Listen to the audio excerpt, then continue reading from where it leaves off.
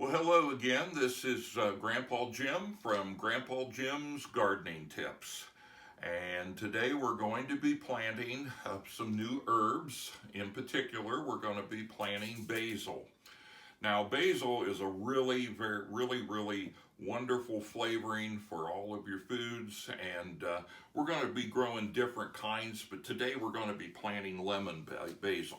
But just to show you that there are other types, we are going to be planting, of course, our lemon basil. Then I'll be planting later lime basil and leaf lettuce basil, a big leaf, great for pesto, and Italian large leaf, again, another really great basil that you can grow.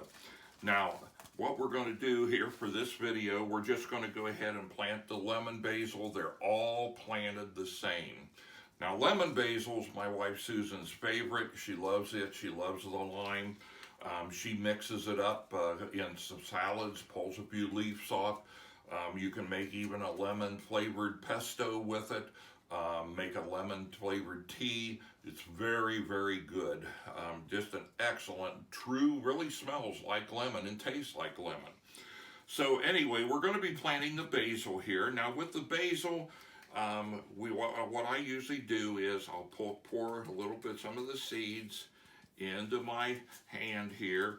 I've watered these pots already, so we've already watered them. You can see the size of the basil. They're a little bit larger. And then what I do, I just take a pinch and just lightly drop them down on the potting mix, just like this. And then what I do is, after we put the seeds back, I pat it down lightly. Now this is potting mix that I've just put some water into it.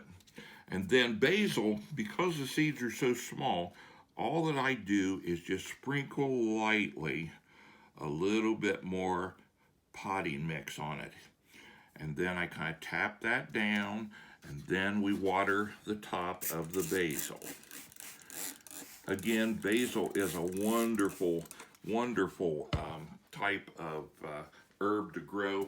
Here's one we're going to be growing as well, and it is a purple basil, and it makes a fantastic, put it in a bottle of vinegar, and you'll have a beautiful vinegar to make your own vinaigrette dressing as well. Now, what we'll do with this, you plant your basil around the time you plant your tomatoes. I usually wait a few more days to plant it. It's very tender. If you get any kind of really cold weather, especially if it gets close to freezing, it will just die. It loves hot weather. So I always put it out when there's no chance of frost coming in the area, and it's warmed up for good. It loves heat. In fact, the hotter it is, the better it grows. One thing too is that basil is also supposedly has some medicinal effects with it too as well. So we will plant these out. Right now I'm going to put them underneath the lights, my grow lights. Now, speaking of grow lights and growing your own seed, one thing I want to encourage you to do, if you don't have a grow lights, if you don't have a place to start your seeds, a sunny window, you certainly can go to your local nursery and buy your herbs that way. You say you don't have much space, herbs love to be grown in pots, especially basil. It just grows great.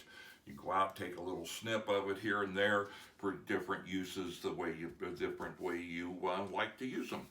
So anyway, that's basically it with basil. I always plant it around the tomatoes, time that I plant the tomatoes. Some people say if you plant it in among your tomatoes, that they each kind of, they're like companion plants. That each one helps the other one grow.